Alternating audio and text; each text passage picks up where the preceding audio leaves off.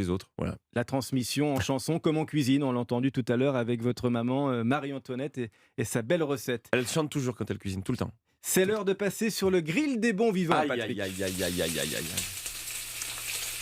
Alors, quel est le goût de votre enfance, cher Patrick? Alors le goût de mon enfance, bon déjà je peux vous en parler, c'était les feuilles de vigne et c'était aussi beaucoup les pâtes aux langoustes. Je suis désolé, vous êtes énervé? Ça, Ah oui, hein. Ouais. ça fait envie, ça.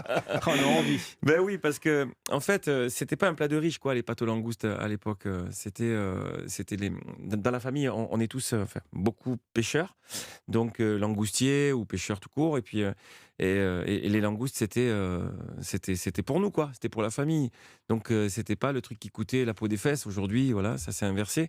Et donc les langoustes, je les ai mangées à toutes les sauces, on va dire. Mais les pâtes aux langoustes, sincèrement, les pâtes aux langoustes de ma tante Laurence ou de ma mère ou celles de Jean, qui se trouve, c'est un restaurant qui se trouve à Ajaccio, plein centre-ville d'Ajaccio, c'est fabuleux. Et ce goût-là, je l'ai depuis mon enfance, en fait. Chez Donc, Jean-Jean, on chez retient. Jean, oui. Le premier plat que vous avez cuisiné, Patrick, vous en souvenez? Ah oui, on parlait des bolinos tout à l'heure, mais moi j'en étais pas là, hein, je n'étais pas là. Non, c'était mes premières pâtes au roquefort, voilà, parce Ah qu'on oui. n'avait pas beaucoup de caillasse et qu'il fallait faire au mieux.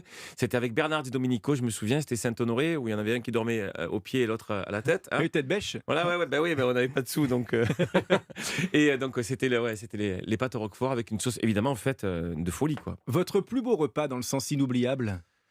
Je pense que le plus beau repas, c'est toujours avec les gens qu'on aime et avec les gens à qui on ne dit pas tout ce qu'on doit dire, quoi. Et je me souviens d'un repas magnifique. C'est souvent des repas de Noël où évidemment tout le monde met la main à la pâte et où les garçons aussi cuisinent, puisque depuis ça s'est démocratisé, donc ça va mieux.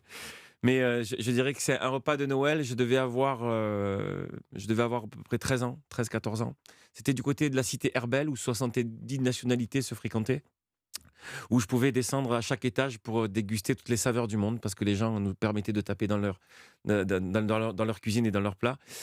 C'était celui-là. C'était celui où tous les 17 étages avaient monté leur spécialité et les avaient installés là sur la table pour qu'on puisse les déguster. Donc 17 religions.